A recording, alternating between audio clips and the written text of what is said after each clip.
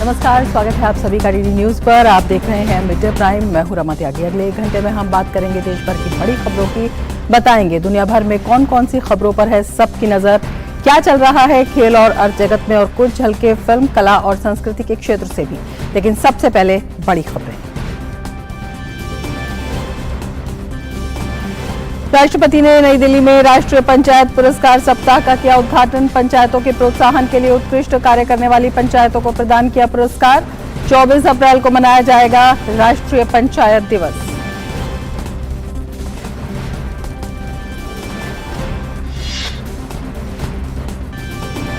गुजरात के सोमनाथ में आज से शुरू हुआ सौराष्ट्र तमिल संगमम। पीएम मोदी ने सभी प्रतिभागियों को दी शुभकामनाएं। रक्षा मंत्री राजनाथ सिंह ने किया उद्घाटन।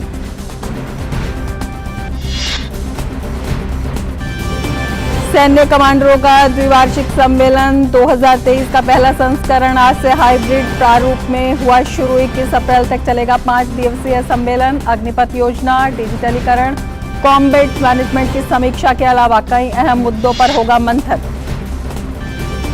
शराब नीति मामले को लेकर भाजपा कार्यकर्ताओं ने दिल्ली के मुख्यमंत्री अरविंद केजरीवाल के खिलाफ किया विरोध प्रदर्शन। कल सीबीआई ने केजरीवाल से की थी पूछताछ।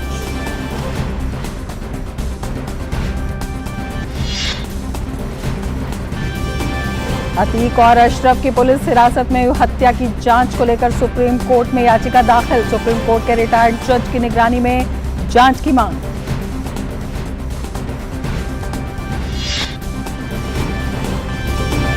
वाराणसी में भारत की G20 अध्यक्षता के दौरान 100वीं G20 बैठक। वाराणसी में 3 दिन की कृषि वैज्ञानिकों की बैठक। गोवा में हेल्थ वर्किंग ग्रुप और हैदराबाद में डिजिटल इकोनॉमी जैसे अहम विषयों पर अहम बैठकों का दौर।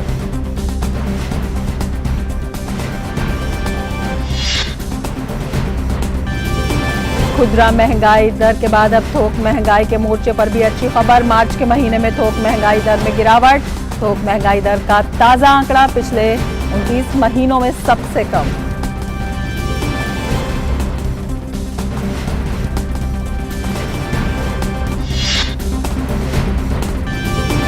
आईपीएल में आज रॉयल चैलेंजर्स बेंगलोर का चेन्नई सुपर किंग्स से मुकाबला। कल के मैच में राजस्थान रॉयल्स ने गुजरात टाइटंस को 3 विकेट और मुंबई इंडियंस ने कोलकाता नाइट राइडर्स को 5 विकेट से दी शिकस्त।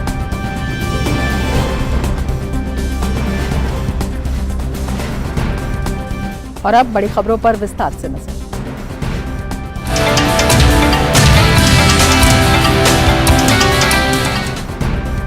राष्ट्रीय पंचायत पुरस्कार सप्ताह के उद्घाटन समारोह में राष्ट्रपति द्रौपदी मुर्मू ने कहा कि पंचायती स्तर पर चुनाव में राजनीतिक भागीदारी को इसलिए दूर रखा गया है ताकि हम अपने ग्रामीण स्तर पर सामाजिक सौहार्द को बनाए रखें। राष्ट्रपति ने कहा कि गांव परिवार का ही एक विस्तृत रूप है, इसलिए वहां आम सहमति से गांव के विकास को आगे बढ़ाना चाहिए।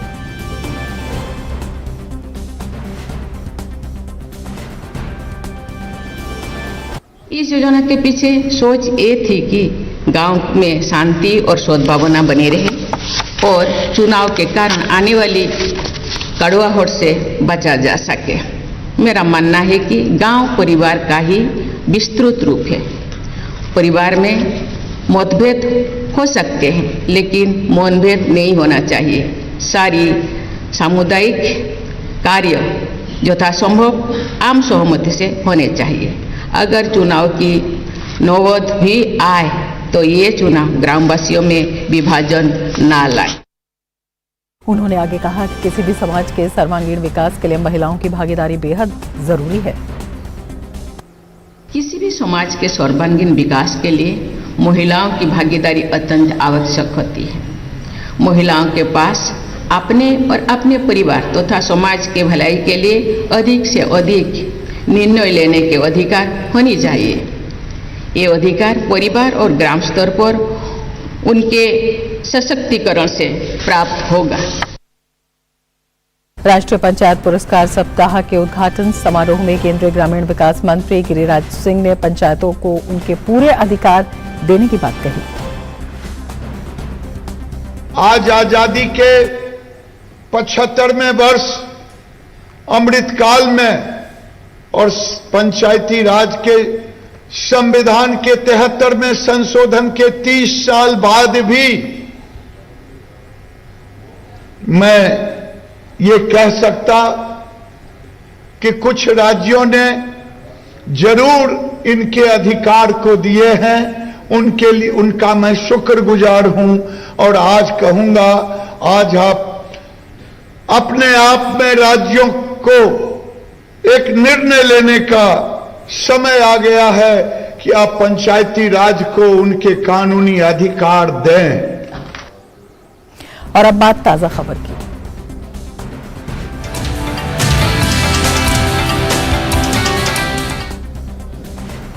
यूपी में प्रयागराज पुलिस की हिरासत में गैंगस्टर अतीक अहमद और उसके भाई अशरफ की हत्या का मसला सुप्रीम कोर्ट तक पहुंच गया है। सुप्रीम कोर्ट में एक वकील विशाल तिवारी ने एक याचिका दाखिल की है जिसमें मांग की गई है कि सुप्रीम कोर्ट के रिटायर्ड जज की निगरानी में जांच हो।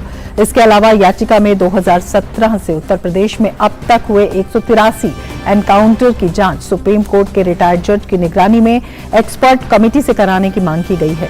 हाल ही में अतीक अहमद के बेटे असद और उसके एक साथी गुलाम मोहम्मद को भी यूपी पुलिस ने एनकाउंटर में मार गिराया था।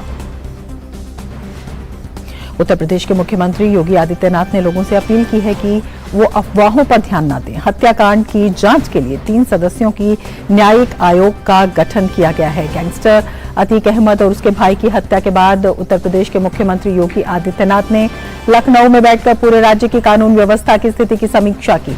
पुलिस महानिदेशक और कानून व्यवस्था संबंधी विशेष महानिदेशक सहित वरिष्ठ पुलिस अधिकारियों ने मुख्यमंत्री को हाल के घटनाक्रम की जानकारी दी। प्रयागराज के चकिया, बेनीगंज और धूमनगंज क्षेत्रों और अतीक अहमद के समर्थकों के आसपास के अन्य क्षेत्रों में बड़ी संख्या में पुलिस बल तैनात किया गया है। राज्य में कानून व्यवस्था की स्थिति स्थिर बनी हुई है और किसी अप्रिय घटना का कोई समाचार नहीं है।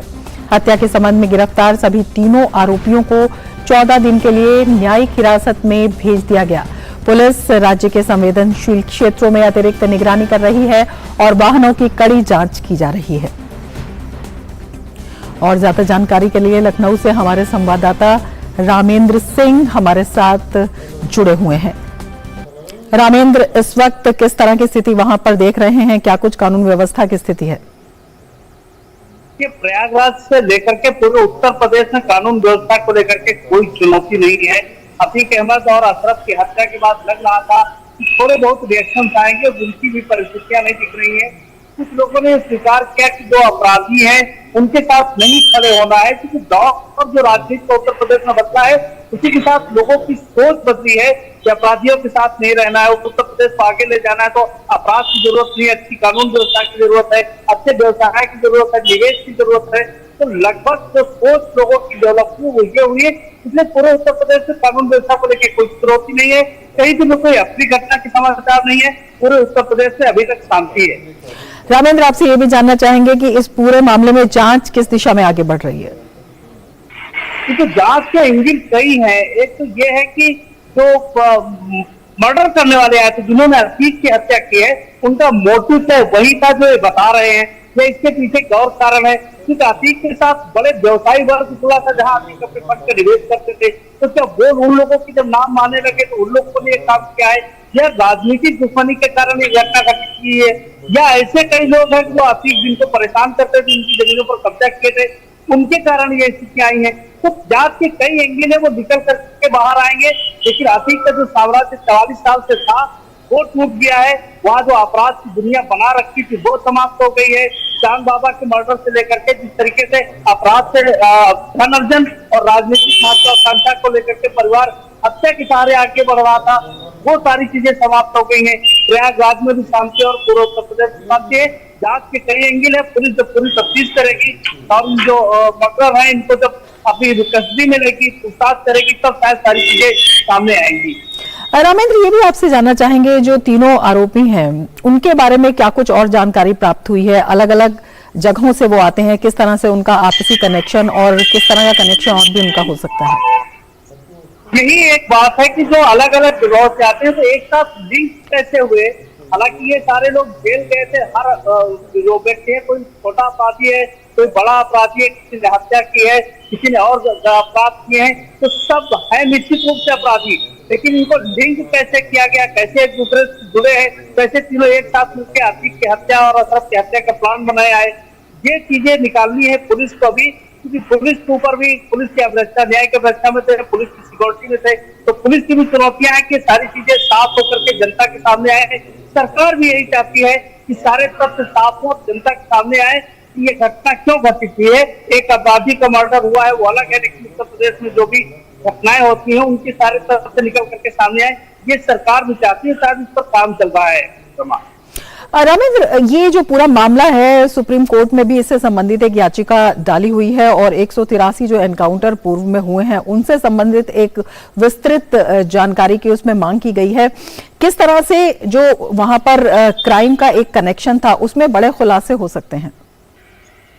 देखिए रमा, 183 जो इनकाउंटर है ये प्रक्रिया है और सारी प्रक्रिया फॉलो की जाती है। जो भी इनकाउंटर होता है उसमें मजिस्ट्रेटियल जांच होती है, उसमें इंक्वायरी होती है, पुलिस अपनी रिपोर्ट सबमिट करती है और ये पूरी प्रक्रिया एक एक इनकाउंटर के साथ होता है। क्योंकि पुलिस इसलिए नहीं जाती किसी अपराधी को पकड़ने की पुलिस को मार दिया जाए। अगर कोई गोली चलाता है तो पुलिस उस पर गोली चलाती है, ये प्रक्रिया है, पुलिस खून लेकर के तो नहीं जाएगी वहां। तो जो लोग ये इस तरीके की चीजें कर रहे हैं वो राजनीतिक कारणों से होगा, कुछ कारण हो गए, जो राजनीतिक प्रतिद्वंदी हैं, जो राजनीतिक पार्टियों के लोग हैं, इस तरीके से जाकर के करते हैं। लेकिन इसमें पूरी प्रक्रिया हर इनकाउंटर पर फॉलो की जाती है। ऐसा नहीं कि पहली बार हो रहा है, जब भी इनकाउंटर होते हैं प्रक्रिया फॉलो की जाती है और इसको कोर्ट में रखा जाता है, कोर्ट में भी जाती है, उसमें न्यायिक जांच भी होती है। इस तरीके तमाम चीजें हैं। तो अब सुप्रीम कोर्ट जो भी निर्णय करेगा वो कोर्ट का निर्णय है, उससे सरकार अपना पत्र रखेगी, लेकिन ये प्रक्रिया फॉलो की जाती है। ऐसा नहीं कि प्रक्रिया फॉलो नहीं की जाती और ये कोई चुनौती का आधार है नहीं कि सरकार के लिए कोई चुनौती। हर इनकाउंटर की फाइलिंग की जाती है कि कैसे इनकाउंटर है, क्या परिस्थिति थी, क्यों पुलिस को गोली चलानी पड़ी, ये सारी चीजें तय है और वो पहले ही दी जाती है। बिल्कुल रामेंद्र, ये भी आपसे जानना चाहेंगे, अगर राज्य में आते हैं जिस तरह से आप बता रहे हैं कि कोई अप्रिय स्थिति नहीं है, वहां पर कानून व्यवस्था बिल्कुल पुख्ता नजर जो है योगी आदित्यनाथ की है, मुख्यमंत्री वहां पर हैं, उन्होंने एक वहां पर आयोग का भी गठन किया है इसकी पूरी जांच की दिशा में। जिस तरह से आप बता रहे हैं कि कई एंगल से इसमें जांच की जा रही है, तो वो जांच किस दिशा में और किन किन पहलुओं को मद्देनजर रखते हुए आगे बढ़ाई जा रही है? देखिए, एक न्यायिक आयोग बनाया गया तो इस पर जांच होगी। तो होता क्या भाई, पुलिस में आदमी को लगता है कि पुलिस ने अपनी प्रक्रिया फॉलो की, अपने बचाव में किया, इसलिए न्यायिक आयोग का गठन किया गया है कि वो अगर जांच कमेटी रिपोर्ट देगी और पिछले जो कई इनकाउंटर बड़े हुए थे, चाहे विक्रू कांड हो, उसमें भी न्यायिक आयोग बनाया गया था। रिटायर्ड डीजी रखे गए, जिसमें रिटायर्ड डीजी रखे गए हैं, रिटायर्ड जज हैं जो हाई कोर्ट के हैं। तो इस तरीके से पूरा आयोग बनाया गया, एक एक चीज तक परखेंगे, क्या परिस्थितियां थी, उन लोगों से बयान लेंगे, सारी तथ्य सामने आएंगे, आज नहीं कल आएंगे, सारे तथ्य सामने आएंगे।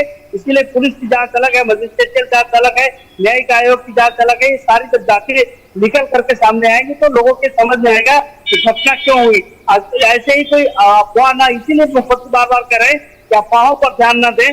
सरकार इस जो भी घटना कारित हुई है उससे सारी सच्चाई लेकर के सामने आएगी। समय लगेगा, क्योंकि कोई घटना अपराधी कर जाता है उसको सामने लाने में समय लगता है। 2 महीने का समय न्यायिक आयोग को भी दिया गया है, बाकी रिपोर्ट उससे पहले आ जाएंगी। तो उम्मीद है कि सारी सच्चाई सामने आएगी। ये न्यायिक आयोग की जांच का उद्देश्य भी यही है। रमा, रामेंद्र, आप नजर बनाए रखें। फिलहाल शुक्रिया पूरी जानकारी के लिए।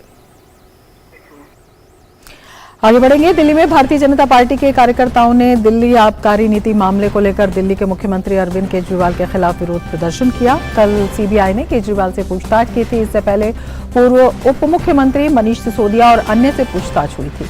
फिलहाल इस मामले में मनीष सिसोदिया जेल में हैं। हमारे संवाददाता नीरज सिंह हमारे साथ जुड़े हुए हैं और ज्यादा जानकारी के साथ। नीरज, बीजेपी का जो विरोध प्रदर्शन है, क्या कुछ कहना है भाजपा का इस पूरे मामले में? देखिए, भारतीय जनता पार्टी का साफ कहना है कि जिस तरीके से करप्शन का खेल खेला गया, दिल्ली की जो आबकारी नीति थी उसमें अरविंद केजरीवाल की भूमिका काफी महत्वपूर्ण थी, क्योंकि अरविंद केजरीवाल के ही दिशा निर्देशों पर इस आबकारी नीति को लाया गया। अब करप्शन का जो मामला है और उसमें जिस तरीके से राजनीति अरविंद केजरीवाल कर रहे हैं, उसको लेकर भारतीय जनता पार्टी का ये कहना है कि ये गलत है। दूसरा, अगर आप देखें कि कल अरविंद केजरीवाल की 9 घंटे के करीब सीबीआई ने पूछताछ करी, कई सारे सवाल सीबीआई ने अरविंद केजरीवाल से पूछे और उसके बाद अरविंद केजरीवाल उस तत्काल पूछताछ के बाद ये सुनिश्चित करते हैं कि दिल्ली में विधानसभा का सत्र बुलाया जाए।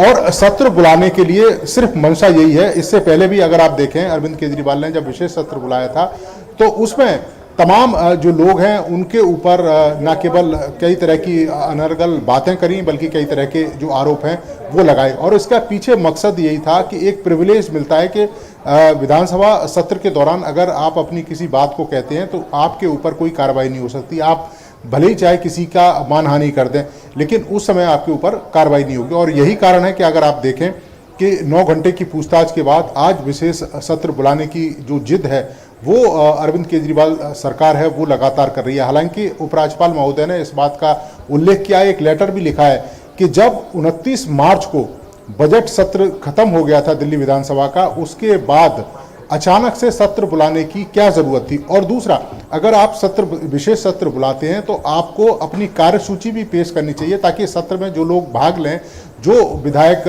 उसमें भाग लें, तो उनको विषय के बारे में जानकारी होनी चाहिए ताकि वो चर्चा कर सकें। लेकिन उन चीज़ों का उल्लेख नहीं है। लेकिन विशेष सत्र को बुलाने की जो मांग है वो आम आदमी पार्टी की जो सरकार है वो दिल्ली के अंदर कर रही है। भारतीय जनता पार्टी का ये कहना है कि न केवल हर विषय पर अरविंद केजरीवाल और उनकी पार्टी राजनीति कर रही है बल्कि करप्शन को ढकने की कोशिश कर रही है। क्योंकि आपने देखा भी होगा कि किस तरह से जब मनीष सिसोदिया को गिरफ्तार किया तो अरविंद केजरीवाल सबसे पहले निकलकर सामने आए थे और इन्होंने कहा था कि मनीष सिसोदिया बिल्कुल भी दोषी नहीं है, निर्दोष हैं, उन्होंने किसी भी तरह का करप्शन नहीं किया। लेकिन अगर आप देखें ईडी की चार्जशीट देखें, इसके अलावा सीबीआई की जांच देखें, उनमें परत दर परत ये बताते हैं कि किस तरीके से मनीष सिसोदिया, विजय नायर और जो दूसरे साउथ की लॉबी है उनके साथ मिलकर करोड़ों का खेल है वो खेल रहे थे। 100 करोड़ की जो रकम है साउथ की लॉबी से आम आदमी पार्टी को मिली थी। आम आदमी पार्टी ने उस रकम का प्रयोग गोवा के इलेक्शन में किया, पंजाब के इलेक्शन में किया। इसके अलावा दिल्ली के कई कारोबारी जो मनीष सिसोदिया उससे मिलते हैं और दिल्ली में जो एमसीडी का इलेक्शन हुआ था उसके लिए 80 करोड़ रुपए एकत्र करने की जो बात है वो भी निकलकर सामने आई। लेकिन उसके बाद भी लगातार अरविंद केजरीवाल ये कहते रहे कि उनके जो मंत्री हैं वो दोषी नहीं है और यही सत्येंद्र जैन के मामले में भी देखने को मिला। लेकिन अगर आप देखें कि ईडी की चार्जशीट क्या कहती है और सीबीआई की जो जांच क्या कहती है, यही कारण है कि भारतीय जनता पार्टी इनका विरोध कर रही है कि इनकी कथनी कुछ और है, करनी कुछ है। बड़े पैमाने पर करप्शन किया है और इस करप्शन की जांच होनी चाहिए और अरविंद केजरीवाल को राजनीति नहीं करनी चाहिए इस विषय पर। एक बड़ा सवाल यहाँ पर यह भी खड़ा होता है, जिस तरह से एलजी ने भी इस सवाल को उठाया है, इस विशेष सत्र का ये कितना औचित्य बनता है और क्या कुछ इसका मकसद नीरज हो सकता है? देखिए, इसका मकसद रमा सिर्फ एक ही है कि आप ईडी और सीबीआई को जो चाहे आप उस सत्र के दौरान कह सकते हैं, उन पर जो चाहे आरोप आप लगा सकते हैं। क्योंकि इससे पहले भी एक विशेष सत्र बुलाया था और न केवल ईडी सीबीआई के बारे में तमाम तरह की बातें की थी बल्कि केंद्र सरकार के बारे में भी कई सारी बातें ऐसी कही थी कि जो सत्यता से परे थी। यही कारण है कि इस विशेष सत्र को बुलाने की इनकी मंशा थी।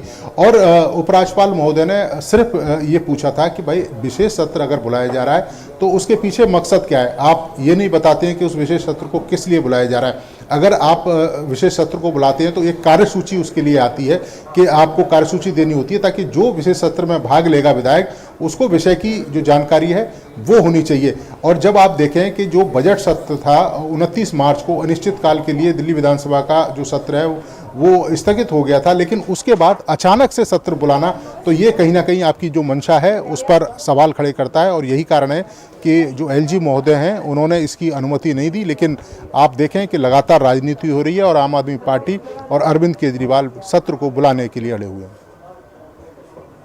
आबकारी नीति का ये पूरा जिस तरह से मामला सामने आया है, इसमें जो बड़े नाम इसमें सामने आए हैं, उप मुख्यमंत्री, मुख्यमंत्री और बड़े नेता आम आदमी पार्टी के, और जिस तरह से अब ये जो पूरा मामला है एक लगातार अन्य कई मोड़ों पर आकर करवट बदल रहा है, किस तरह की एक तस्वीर आम आदमी पार्टी की इसमें दिखाई दे रही है? देखिए, आम आदमी पार्टी चारों तरफ से घिरती हुई दिखाई दे रही है। जिस तरीके से इस आबकारी नीति को लाया गया, दिल्ली को 32 जोनों में बांटा गया और शराब की कह सकते हैं कि इतनी दुकानें खोली गई जो दिल्ली के इतिहास में आज से पहले कभी नहीं थी। पहले दिल्ली के अंदर शराब की दुकानें थीं लेकिन सरकारी दुकानों की संख्या ज़्यादा थी और प्राइवेट जो प्लेयर थे वो कम थे। लेकिन यहाँ पर पूरी की पूरी प्राइवेट प्लेयरों को दिल्ली की शराब नीति के तहत लाइसेंस के ठेके दे दिए गए।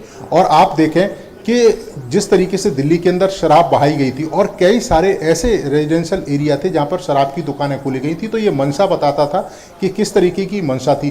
कई सारी दुकानों को 24 घंटे शराब परोसने की, खासतौर से बारों को 24 घंटे शराब परोसने की अनुमति दी गई। आप देखें कि साउथ लॉबी किस तरीके से इसमें इन्वॉल्व होती है। 100 करोड़ की रकम अग्रिम रूप से दी जाती है। एक जो शराब कारोबारी है, उनके पिता ये कहते हुए पाए गए थे, उनका एक स्टिंग ऑपरेशन भी हुआ कि आप दिल्ली के अंदर एक मुश्त रकम पार्टी पर पहुंचा दीजिए और आप जहां चाहे वहां दुकान खोल सकते हैं, जितनी चाहे आप शराब की बिक्री कर सकते हैं। समीर महेंद्रू, जिसको सबसे पहले गिरफ्तार किया गया था, उसने विजय नायर को कई करोड़ ट्रांसफर किए थे और ये विजय नायर वो है जो अरविंद केजरीवाल के काफ़ी करीबी हैं। तो इस पूरे मामले में न केवल पार्टी के लोग बल्कि अरविंद केजरीवाल, उप मुख्यमंत्री जो रहे हैं मनीष सिसोदिया और इसके अलावा जो दूसरे लोग हैं वो घिरते हुए प्रतीत हो रहे हैं, क्योंकि सीबीआई और ईडी के पास वो पूरे सबूत हैं कि किस तरीके से पैसा आया, किस तरीके से पैसे का प्रयोग गोवा और पंजाब के इलेक्शन में किया। तो इस मामले में पूरी तरीके से पार्टी गिरती हुई प्रतीत हो रही है। यही कारण है कि जब जांच का दबाव इनके ऊपर पड़ा तो इन्होंने यू टर्न ले लिया और उस पॉलिसी को वापस कर दिया। बिल्कुल नीरज, और अभी तक की जो जांच हुई है उसमें क्या कुछ निकल कर आया है? जिस तरह से सीबीआई ने पूछताछ भी की है और जिस तरह के स्टेटमेंट जो हैं दिल्ली के मुख्यमंत्री के लगातार आ रहे हैं, भ्रष्टाचार का एक गंभीर मामला है, किस तरह की राजनीति इसमें नजर आती है?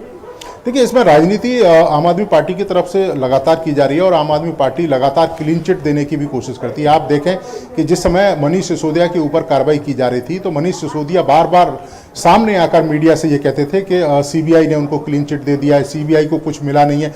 आप अगर देखें कि मनीष सिसोदिया जिस तरीके से इस पूरे आबकारी नीति में उनका जो रोल रहा है, 12 से ज़्यादा मोबाइल फ़ोन उन्होंने तोड़ दिए, अपने नष्ट कर दिए, कई सारे जो सिम हैं इस दौरान उन्होंने प्रयोग किए। तो आखिर मकसद क्या था? आप अगर देखें कि एक एक फ़ोन की कीमत 1-1 लाख के करीब होती है जो आईफोन इन्होंने तोड़े हैं।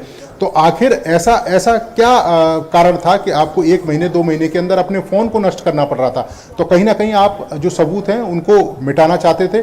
और दूसरा, अगर आप देखें कि सीबीआई ने और जब ईडी ने उनके ऊपर कार्रवाई की थी, ये तमाम जो चैन है उन्होंने स्थापित की थी कि किस तरीके से साउथ लॉबी का जो पैसा है वो आम आदमी पार्टी तक पहुंचा है, किस तरीके से जो तेलंगाना के मुख्यमंत्री हैं उनकी जो बेटी है के कविता, उसका इन्वॉल्वमेंट रहा है। क्योंकि उनके जो एक काफ़ी करीबी जो व्यक्ति हैं उनकी जब गिरफ्तारी हुई थी तो उन्होंने ये स्टेटमेंट दिया था कि साउथ लॉबी के पीछे के कविता का मुख्य हाथ है और ये लॉबी चाहती थी कि दिल्ली के जो शराब लाइसेंस हैं उस पर ज़्यादा से ज़्यादा जो अधिकार है वो इनका हो जाए। आप देखें कि किस तरीके से कई सारे लाइसेंसधारी ऐसे थे जो ब्लैक लिस्टेड थे, लेकिन उनको फिर भी यहाँ के लाइसेंस दिए गए। तो ये बताता है कि एक बड़ी कॉन्स्पिरेसी थी, एक बड़ी साजिश थी, बड़े पैमाने पर एक करप्शन का खेल खेला गया। अब इसमें आम आदमी पार्टी और खास तौर से अरविंद केजरीवाल घिरते हुए प्रतीत हो रहे हैं। यही कारण है कि वो अब लगातार राजनीति कर रहे हैं कि उनके ऊपर राजनीतिक द्वेष के तहत कार्रवाई की जा रही है, जबकि ऐसा नहीं है। सीबीआई के पास, ईडी के पास इस बात के तमाम सबूत हैं कि अरविंद केजरीवाल सरकार और उनके तमाम मंत्री इस पूरे खेल में शामिल थे। नजर बनाए रखिए नीरज, फिलहाल शुक्रिया पूरी जानकारी के लिए। और अब नजर डालते हैं अन्य राष्ट्रीय खबरों पर।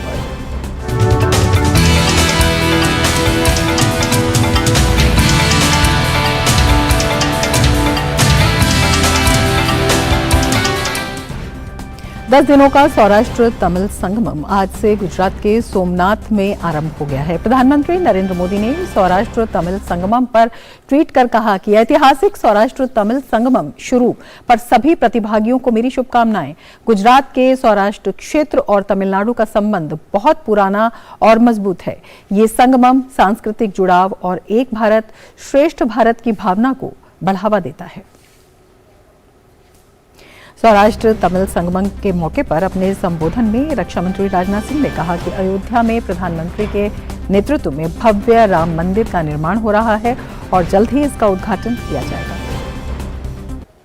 प्रधानमंत्री जी के नेतृत्व में आज आप प्रत्यक्ष अपनी आंखों से देख रहे हैं कि भव्य राम का मंदिर अयोध्या की धरती पर का निर्माण हो रहा है। मेरे बहनों भाइयों, इतना ही नहीं, पहले लोग पूछा करते थे, जब हम लोग कहते थे हम अयोध्या आएंगे, मंदिर यहीं बनाएंगे, तो लोग ये पूछते थे डेट बतलाइए, तारीख बतलाइए, कब आप मंदिर का निर्माण करना चाहते हैं। मैं कहना चाहूंगा अब मंदिर जल्दी ही तैयार होने वाला है और जिस दिन उसका उद्घाटन होगा, ऐसे सवाल पूछने वाले लोगों को मैं चाहूंगा कि निश्चित रूप से उस भव्य कार्यक्रम में आमंत्रित किया जाना चाहिए। Indian federation of green energy के तत्वावधान में आयोजित संपीड़ित बायोगैस पर वैश्विक सम्मेलन यानी सीबीजी का केंद्रीय मंत्री हरदीप सिंह पुरी ने आज नई दिल्ली में उद्घाटन किया। 2 दिन तक चलने वाले इस आयोजन की थीम मजबूत सीबीजी फाउंडेशन और विकास के लिए प्रगतिशील नीति ढांचे की ओर रखा गया है। इस मौके पर केंद्रीय मंत्री ने सीबीजी पर आधारित एक पुस्तिका का अनावरण भी किया। उन्होंने कहा कि भारत सरकार संपीड़ित बायोगैस को बढ़ावा देने के लिए भरसक प्रयास कर रही है और बायोफ्यूल के लिए निर्धारित लक्ष्यों को भारत समय से पहले ही हासिल कर लेगा। In the area of biofuels, we have a target that we had a target of 20% biofuels mixing by 2030. उसको माननीय प्रधानमंत्री जी ने उस टारगेट को आगे रख के अब 2025 तक और अगले 1 साल में कर लेंगे हम उसको। हमारा 10% का टारगेट था नवंबर 2022 तक बायोफ्यूल्स का, उसको भी हमने 5 महीने पहले कर दिया। समलैंगिक विवाह के मामले में केंद्र ने एक नई एप्लीकेशन दायर कर याचिकाओं की मेंटेनेबिलिटी पर सवाल उठाए हैं। केंद्र ने कोर्ट से कहा कि विधायिका की अंततः जवाबदेही नागरिकों के प्रति है। पर्सनल लॉ के मामलों में भी विधायिका जनता की इच्छा के अनुसार कार्य करने के लिए बाध्य है। सामाजिक सहमति विवाह की जिस विशेष परिभाषा का समर्थन करती है, विधायिका विवाह के उसी रूप को स्वीकृति देकर केवल लोगों की इच्छा का पालन करने के अपने कर्तव्य को पूरा कर रहा है। केंद्र ने कहा कि किसी अदालती आदेश द्वारा इस स्पष्ट लोकतांत्रिक इच्छा को नकारा नहीं जाना चाहिए। ये माना जाता है कि कानून बनाने के मामले में संसद को पता होता है कि लोगों के सर्वोत्तम हित में क्या है और पर्सनल लॉ के मामले में ये बात और ज्यादा लागू होती है। कोई भी नया फैसला कितना भी नेक नियत से क्यों न लिया गया हो, ऐसा नहीं लगना चाहिए कि वो इस मूल सिद्धांत का उल्लंघन कर रहा है। न्यायिक आदेश से मौजूदा स्थिति में परिवर्तन नहीं किया जा सकता है और किसी भी बदलाव का सबसे उचित तरीका विधायिका द्वारा लिया गया निर्णय होगा। पश्चिम बंगाल के शिक्षक भर्ती घोटाले में सुप्रीम कोर्ट ने टीएमसी नेता अभिषेक बनर्जी के खिलाफ सीबीआई और ईडी की जांच के कोलकाता हाई कोर्ट के आदेश पर अंतरिम रोक लगा दी है। सुप्रीम कोर्ट अभिषेक बनर्जी की याचिका पर 24 फरवरी को आगे सुनवाई करेगा। अभिषेक बनर्जी का कहना है कि उनका इस कथित घोटाले से कोई संबंध नहीं है, लेकिन हाईकोर्ट के जज ने उनके एक भाषण के आधार पर सीबीआई और ईडी को जांच के लिए कह दिया। सुप्रीम कोर्ट आज रामनवमी पर शोभा यात्रा के दौरान हुई हिंसा के मामले पर सुनवाई करेगा। अभी पिछले हफ्ते अदालत में इस मामले को मेंशन करते हुए जल्दी सुनवाई की मांग की गई थी, जिसके बाद कोर्ट ने 17 अप्रैल को सुनवाई का आदेश दिया। हिंदू फ्रंट फॉर जस्टिस ने दायर याचिका में 30 मार्च को रामनवमी के दिन पश्चिम बंगाल, बिहार, महाराष्ट्र, कर्नाटक, तेलंगाना और गुजरात में शोभा यात्रा के दौरान हुई हिंसा की जांच की मांग की है। याचिका में रामनवमी पर शोभा यात्रा के दौरान हुए दंगों में घायल होने वाले श्रद्धालुओं और उनकी संपत्ति को हुए नुकसान का हर्जाना देने की मांग समेत प्रभावित राज्यों के मुख्य सचिवों से मामले पर रिपोर्ट तलब करने की मांग की गई है। याचिका में ये भी है कि राज्य सरकारों को ये निर्देश दिया जाए कि किसी भी इलाके को सिर्फ मुस्लिम बहुल क्षेत्र बताकर हिंदुओं की शोभा यात्राओं और जुलूसों को अनुमति देने से नहीं रोका जाए। पंजाब के अमृतसर में भाजपा नेता बलविंदर गिल पर रविवार देर रात जानलेवा हमला हुआ। हमलावरों ने घर के बाहर बलविंदर गिल को गोली मारी। गंभीर हालत में बलविंदर को अस्पताल में भर्ती कराया गया। भाजपा एससी मोर्चा के महासचिव गिल चंडियाला गुरु के ज्योतिसर स्थित अपने घर पर थे। तभी बाइक सवार 2 नकाबपोश हमलावर आए और उन पर गोलियां चला दी। उन्हें स्थानीय केडी अस्पताल में ले जाया गया, जहां उनका इलाज चल रहा है। नवी मुंबई में रविवार को आयोजित महाराष्ट्र भूषण सम्मान के दौरान गर्मी से कई लोगों के हताहत होने की खबर है। इसमें अब तक 11 लोगों की मृत्यु हो चुकी है और कुछ घायलों का इलाज चल रहा है। इस बीच मुख्यमंत्री एकनाथ शिंदे ने घटना को दुर्भाग्यपूर्ण बताया और पीड़ित परिवारों के प्रति संवेदना जाहिर की। वो उनसे मिलने अस्पताल भी पहुंचे और मुआवजा राशि की घोषणा की। और दुर्भाग्यपूर्ण घटना है और बहुत ही सभी लोगों को एक शॉकिंग ये दुर्घटना है। लाखों लोग यहाँ पर आए कार्यक्रम में और कार्यक्रम भी उसका नियोजन जो हुआ था वो नियोजन में सभी लोगों ने सहयोग किया था। कार्यक्रम भी हो गया, लेकिन आखिर में ये दुर्घटना हुई है। जो मृतक है उनके परिवार को सरकार की तरफ से 5 लाख रुपया मदद देने का निर्णय हुआ है। और जो जिनके ऊपर इलाज शुरू है उनसे मैं खुद मिला हूँ, उनसे मैंने बातचीत की है, उनके रिलेटिव से मैंने बातचीत की है। डॉक्टरों को भी सूचना मैंने दी हुई है कि उनका अच्छे से अच्छा इलाज किया जाए। कोविड से सतर्क रहिए क्योंकि कोरोना वायरस का खतरा अभी टला नहीं है। देश भर में पिछले 24 घंटों में कोरोना के 9,111 नए मामले दर्ज किए गए हैं। वहीं 6,313 मरीज उपचार करवाकर स्वस्थ हो चुके हैं। देश में कोरोना के सक्रिय मामलों की संख्या 60,313 है। वहीं साप्ताहिक पॉजिटिविटी रेट वर्तमान में 4.94% है। इसके साथ ही दैनिक पॉजिटिविटी रेट 8.40% दर्ज किया गया है। अब तक 92.41 करोड़ जांच की जा चुकी है। बीते 24 घंटों में 1,08,436 जांच की गई है। हालांकि इस दौरान देश में टीकाकरण का आंकड़ा भी तेजी से बढ़ रहा है। देश में अब तक 220.66 करोड़ से अधिक टीकों की खुराक दी जा चुकी है, जिसमें 95.21 करोड़ दूसरी खुराक और 22.87 करोड़ एहतियाती खुराक दी जा चुकी है। पिछले 24 घंटों में 198 से अधिक कोविड टीके लगाए गए।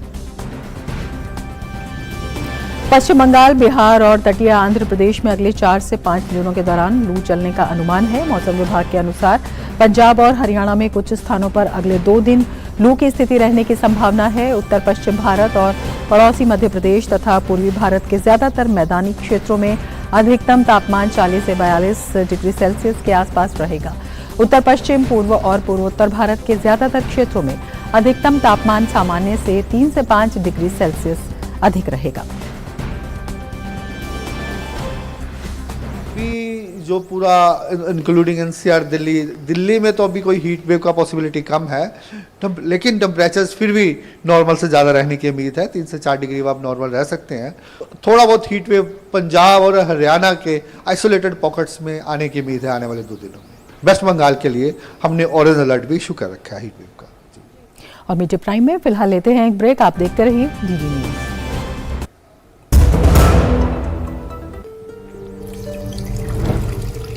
तुम माँ तो नहीं हो, पर तुमने मुझे नया जीवन दिया है।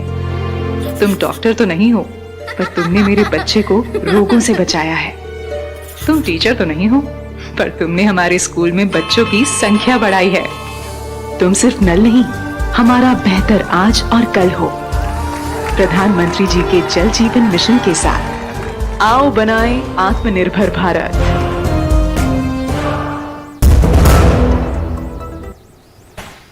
ब्रेक के बाद फिर से आपका स्वागत है मीडिया प्राइम में। अब खबरें G20 से जुड़ी हुई हैं।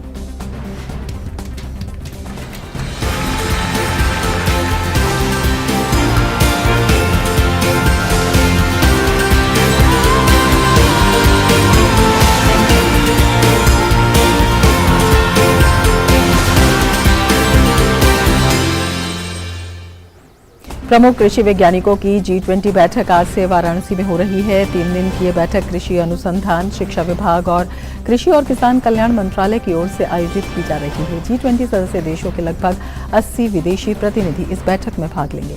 खास बात यह है कि G20 से संबंधित ये 100वीं बैठक है।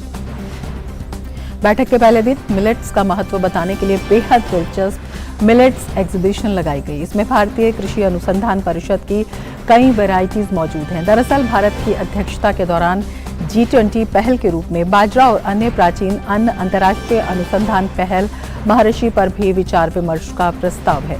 महर्षि का उद्देश्य अंतर्राष्ट्रीय मोटा अनाज वर्ष 2023 और उसके बाद अनुसंधान के क्षेत्र में सहयोग को आगे बढ़ाना और बाजरा तथा अन्य प्राचीन अनाज के बारे में जागरूकता बढ़ाना है। 130 countries grow millets of various types. Our aim is to harness our knowledge and pass on to others. And the benefits of each one of them is different. हर एक का अलग-अलग benefit है. And I'm sure when we discuss with the world, we'll be able to convince them that we need to share between us what can benefit them and what can benefit us. Bharat ने आज G20 की अध्यक्षता में एक महत्वपूर्ण मुकाम हासिल कर लिया है। वाराणसी में आयोजित हो रही G20 की कृषि प्रमुख वैज्ञानिकों की बैठक के साथ ही भारत में G20 की 100 बैठकें पूरी हो रही हैं। आज के न्यूज लेंस में जानिए आखिर कैसी रही भारत में अब तक हुई G20 की 100 बैठकों की ये याद।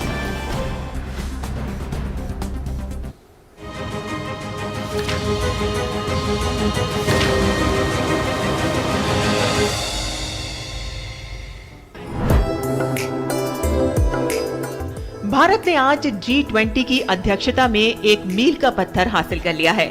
वाराणसी में आयोजित हो रही G20 के कृषि प्रमुख वैज्ञानिकों की बैठक के साथ ही भारत में G20 की 100 बैठकें पूरी हो रही हैं। इन 100 बैठकों के आयोजन के माध्यम से भारत ने अपनी सांस्कृतिक विरासत, विविधता, पर्यटन क्षमता, विकास और दृढ़ संकल्प को दुनिया के सामने प्रदर्शित किया है। अगर आंकड़ों पर नजर डालें तो ये 100 बैठकें देश के अलग अलग 41 शहरों में आयोजित हुई, जिनमें 28 राज्यों और केंद्र शासित प्रदेशों को कवर किया गया। भारत की G20 अध्यक्षता के दौरान व्यक्तिगत भागीदारी अब तक की सबसे बड़ी भागीदारियों में से एक है। इन 100 G20 से संबंधित बैठकों में 111 देशों के 12,300 से अधिक प्रतिनिधियों ने भाग लिया।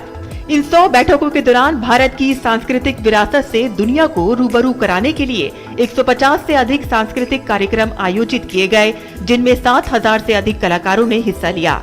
साथ ही अंतर्राष्ट्रीय मोटा अनाज वर्ष होने के कारण भारत ने विदेशी मेहमानों को मिलेट्स के व्यंजन भी परोसे। भारत की अध्यक्षता के दौरान ही आपदा जोखिम न्यूनीकरण पर एक नया कार्य समूह, एक नया एंगेजमेंट ग्रुप, स्टार्टअप 20 और मुख्य विज्ञान सलाहकारों का गोलमेज सम्मेलन जैसी नई पहल शुरू की गयी। इस G20 की अध्यक्षता के दौरान भारत दक्षिण और विकासशील देशों की आवाज को भी बुलंद कर रहा है। जनवरी 2023 में the voice of global south summit का आयोजन किया गया, जिसकी अध्यक्षता प्रधानमंत्री नरेंद्र मोदी ने की। G20 में जन भागीदारी सुनिश्चित करने के लिए भी स्कूल कॉलेज में विभिन्न कार्यक्रम आयोजित किए जा रहे हैं। गौरतलब है कि 9 और 10 सितंबर को नई दिल्ली में G20 का शिखर सम्मेलन आयोजित होगा, जिससे पहले भारत अपनी अध्यक्षता के दौरान लगभग 60 शहरों में 200 से अधिक G20 की बैठकें आयोजित कर रहा है। बता दें कि 16 नवंबर 2022 को G20 के बाली समिट के दौरान भारत को G20 की अध्यक्षता सौंपी गई थी, जिसके बाद भारत ने 1 दिसंबर 2022 को G20 की अध्यक्षता संभाली, जो कि 30 नवंबर 2023 तक जारी रहेगी। Bureau report, DD news.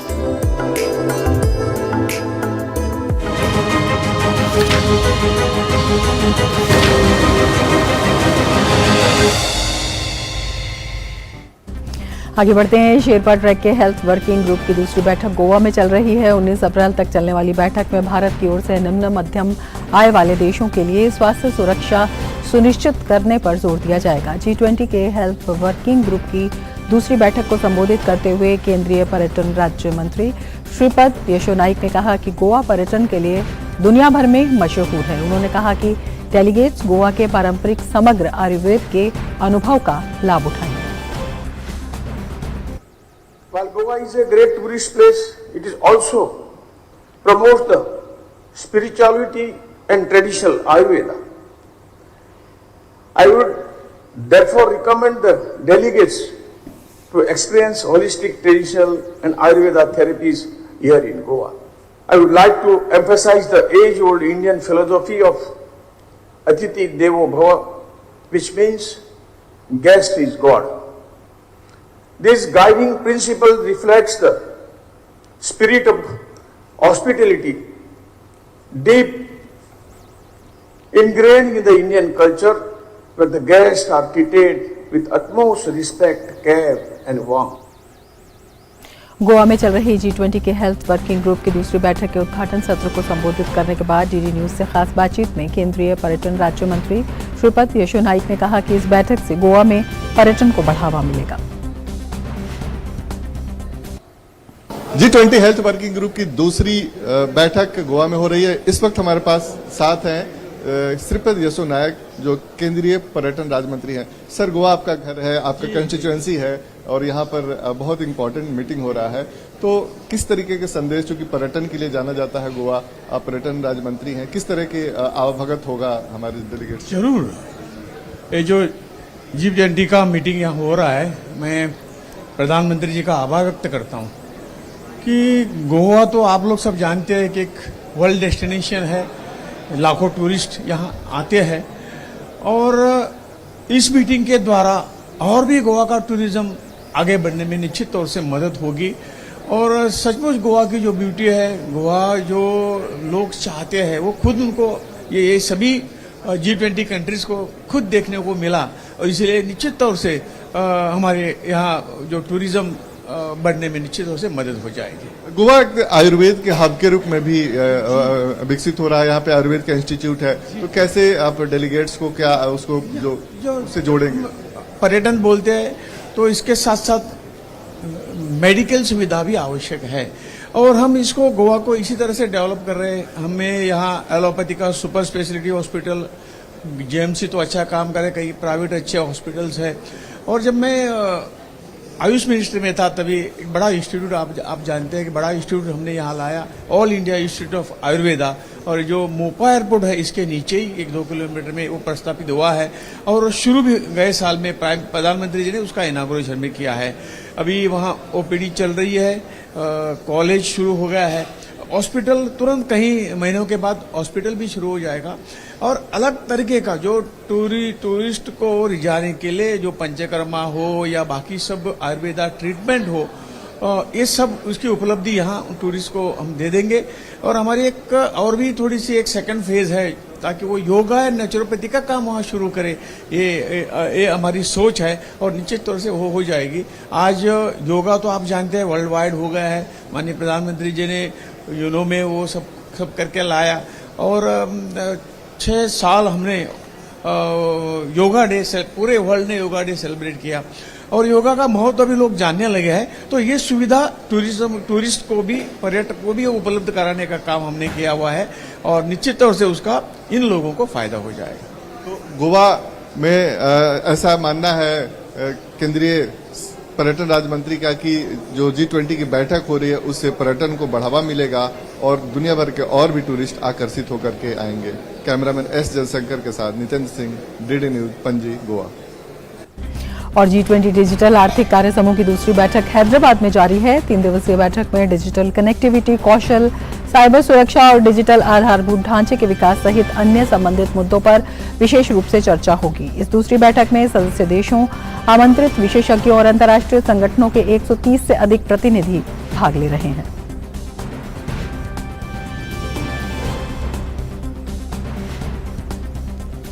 और अब देख लेते हैं अर्थ जगत से जुड़ी खबर।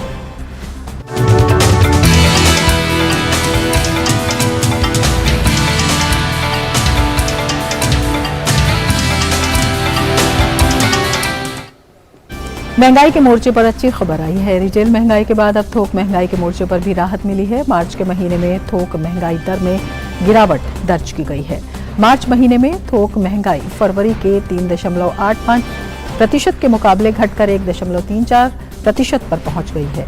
थोक महंगाई दर का आंकड़ा पिछले 29 महीनों में सबसे कम है। मार्च 2022 में थोक महंगाई दर 14.62% रही थी। 12 अप्रैल को जारी आंकड़ों में खुदरा मुद्रास्फीति पिछले महीने घटकर 15 महीने के निचले स्तर 5.66% पर आ गई थी।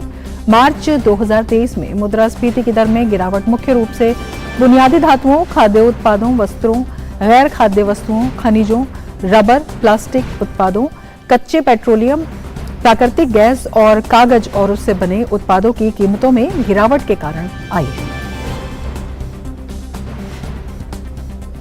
वित्त वर्ष 2022-23 में इलेक्ट्रॉनिक्स सामानों के निर्यात में 58% की वृद्धि हुई है। वित्त वर्ष 2021-22 में 1,16,936 करोड़ रुपए की तुलना में 1,85,000 करोड़ रुपए के इलेक्ट्रॉनिक सामानों का रिकॉर्ड निर्यात हुआ। मोबाइल फोन का निर्यात अब कुल इलेक्ट्रॉनिक सामानों के निर्यात का 46% है, जो भारत के इलेक्ट्रॉनिक्स निर्यात बाजार में इस क्षेत्र की महत्वपूर्ण भूमिका को रेखांकित करता है। भारत ने 2022-23 में मोबाइल फोन का निर्यात 90,000 करोड़ रुपए के पार कर लिया। पिछले वित्त वर्ष में 45,000 करोड़ रुपए था और इसके साथ ही भारत अब दुनिया में दूसरा सबसे बड़ा मोबाइल बनाने वाला देश बन गया है। वहीं मेक इन इंडिया को बल देने के लिए केंद्रीय बजट 2023-24 में इलेक्ट्रॉनिक्स और सूचना प्रौद्योगिकी मंत्रालय को 16,549 करोड़ रुपए आवंटित किए गए हैं, जो पिछले वर्ष की तुलना में लगभग 40% अधिक है। वहीं आईटी मंत्रालय के लिए 14,300 करोड़ का आवंटन किया गया है।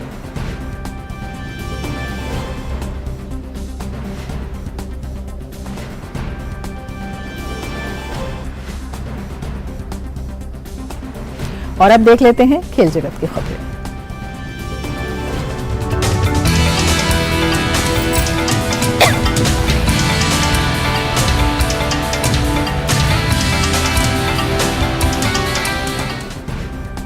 और खेल की खबरों को लिए सुचित्रा हमारे साथ जुड़ चुकी हैं। सुचित्रा, क्या कुछ खास है खेल की खबरों में आज? रमा, खेल की खबरों में सबसे पहले बात कर लेते हैं इंडियन प्रीमियर लीग की।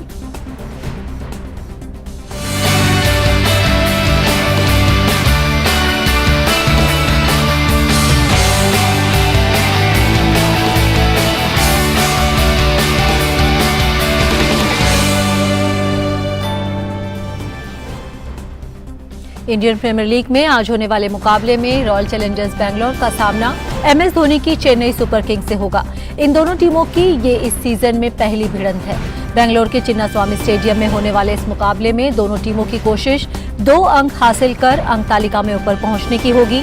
CSK को अपने आखिरी मैच में राजस्थान रॉयल्स के हाथों हार झेलनी पड़ी थी। वहीं बेंगलोर ने अपने होम ग्राउंड पर दिल्ली कैपिटल्स को हराया था।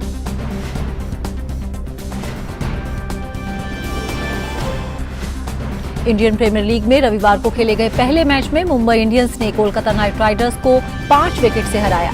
पहले बल्लेबाजी करते हुए कोलकाता नाइट राइडर्स ने 20 ओवर में 6 विकेट पर 185 रन बनाए। टीम के लिए वेंकटेश अय्यर ने शतकीय पारी खेली।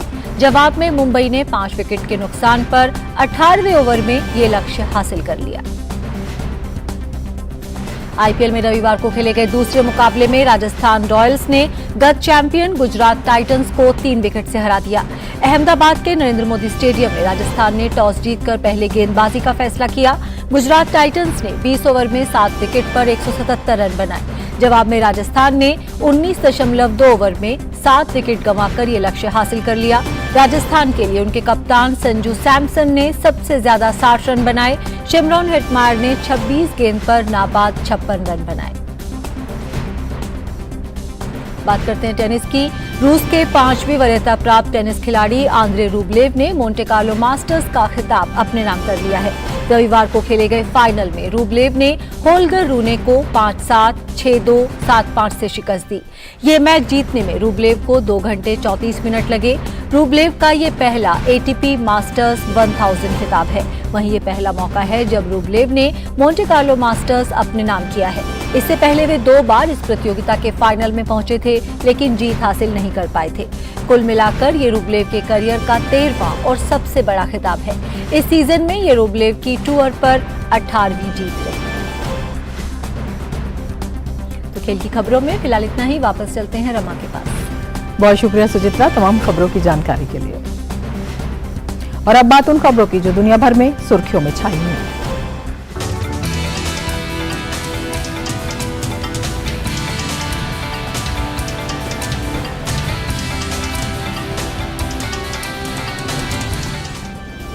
दो 2020 में एक यूक्रेनी फ्लाइट को गिराने के मामले में ईरान की एक अदालत ने 10 लोगों को दोषी ठहराया है। न्यायालय ने मुख्य दोषी को 10 साल और बाकियों को 1 से 3 साल जेल की सजा सुनाई है। जांच में पाया गया कि अमेरिका और ईरान के बीच चल रहे तनाव के बीच इस हवाई जहाज को गलती से एक मिसाइल समझकर ये कार्रवाई की गई। ये घटना 8 जनवरी 2020 को हुई थी। सूडान में सेना और अर्धसैनिक बल के बीच देश भर में संघर्ष बढ़ता जा रहा है। हालांकि पड़ोसी देशों और अंतर्राष्ट्रीय और क्षेत्रीय समूहों द्वारा संघर्ष समाप्त करने के प्रयास तेज हो गए हैं। अमेरिका, चीन, रूस, मिस्र, सऊदी अरब, संयुक्त राष्ट्र सुरक्षा परिषद, यूरोपीय संघ और अफ्रीकी संघ ने दोनों पक्षों से संघर्ष तुरंत समाप्त करने की अपील की है। केन्या के राष्ट्रपति विलियम के कार्यालय ने कहा कि मिस्र ने इसमें मध्यस्थता की पेशकश की है, जबकि क्षेत्रीय अफ्रीकी संघ संघर्ष समाप्त करने के लिए केन्या, दक्षिण सूडान और जिबूती के राष्ट्रपतियों को जल्द से जल्द सूडान भेजने वाला है। सूडान में सेना और अर्धसैनिक बलों के बीच संघर्ष दूसरे दिन और तेज होने से अब तक 97 लोग मारे गए हैं। सूडान में सेना और अर्धसैनिक बल के बीच देश भर में संघर्ष के बीच सूडान के पूर्व प्रधानमंत्री अब्दुल्ला हमदोक ने तत्काल युद्ध विराम का आग्रह किया है। अब्दुल्ला हमदोक ने देश की सेना और रैपिड सपोर्ट फोर्स के बीच बातचीत फिर से शुरू करने का आग्रह किया। अब्दुल्ला हमदोक ने सूडान मामलों में किसी भी विदेशी हस्तक्षेप की निंदा की है। मैक्सिको के ग्वानाजुआतो राज्य में एक सार्वजनिक स्विमिंग पूल पर एक बंदूकधारी ने गोली चलाकर कम से कम 7 लोगों की हत्या कर दी है। मैक्सिको के अटॉर्नी जनरल कार्यालय से मिली जानकारी के अनुसार स्थानीय सुरक्षा बलों ने घटनास्थल पर शव बरामद किए हैं। इसमें 7 वर्ष के एक बच्चे का शव भी मिला है। गोलीबारी में गंभीर रूप से घायल एक व्यक्ति को अस्पताल में भर्ती कराया गया है। मैक्सिको के कोर्तेजार में हुई गोलीबारी में हमलावर की तलाश में सेना और सुरक्षा बलों को तैनात किया गया है। अभी इस सिलसिले में कोई गिरफ्तारी नहीं हुई है। अधिकारी मामले की जांच में लगे हैं।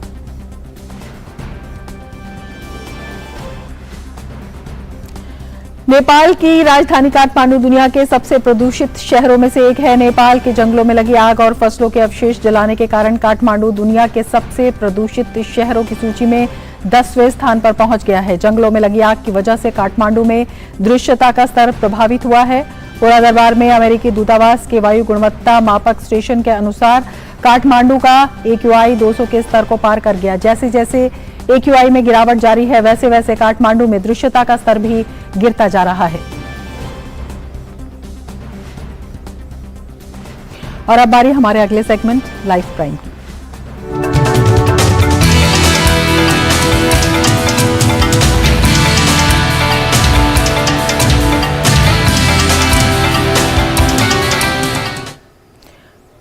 बिहार में भागलपुर जिले के इस्माइलपुर प्रखंड के सभी 8 गांवों में ठोस और तरल अपशिष्ट के प्रभावी प्रबंधन के लिए किए गए उचित उपायों को देखते हुए राज्य का पहला ODF प्लस मॉडल प्रखंड घोषित किया गया है। प्रखंड में पड़ने वाले सभी 8 राजस्व गांवों के ग्राम पंचायतों द्वारा ODF प्लस मॉडल गांव की घोषणा के बाद प्रमाण पत्र उपलब्ध कराया गया है। ये प्रखंड स्वच्छ भारत मिशन ग्रामीण के चरण 2 के दिशा निर्देशों के अनुसार सभी मानदंडों को पूरा करता है। आधिकारिक आंकड़ों के अनुसार प्रखंड के सभी घरों के लिए 9,987 नीले और हरे रंग के कूड़ेदान और सामुदायिक स्तर पर 40 कूड़ेदान से संग्रहित कचरे को अपशिष्ट प्रसंस्करण इकाई में लाकर अलग अलग किया जाता है। गीले कचरे से खाद बनाकर एवं सूखे कचरे को कबाड़ी को बेचकर होने वाली आमदनी को पंचायत के विकास हेतु खर्च किया जाता है। जन भागीदारी वाला यहाँ पे ये एक मिशन है और इसमें बिना लोकल लेवल पार्टिसिपेशन के अचीव करना मुश्किल है। और 90 दिन का समय होता है डिस्ट्रिक्ट के पास, जिस अवधि में हम इस चीज़ को जिला स्तर से भी वेरीफाई कर सकते हैं। तो भी पंचायत लेवल से इसे मॉडल डिक्लेयर कर दिया गया है और वहाँ से जितने भी हम लोगों के फीडबैक है काफ़ी सेटिस्फैक्ट्री है और हम लोग को यही उम्मीद रहेगा कि ये वाला स्टेटस इस पर्टिकुलर ब्लॉक का हमेशा मेंटेन है। अगर आपको मीठा खाना पसंद है पर शुगर, डायबिटीज या मोटापे की वजह से आप अपना मन मार लेते हैं तो आप रुकिए, क्योंकि अब मीठा स्वाद के साथ आप खाएंगे और नुकसान की वजह के इसके फायदे भी पाएंगे। और वो वजह होगी जो अन्न के साथ अब आपकी मीठे की क्रेविंग पूरी हो जाएगी। पैनट मिलेट से बने ये चॉकलेट लड्डू आपके मुंह में पानी ला देंगे।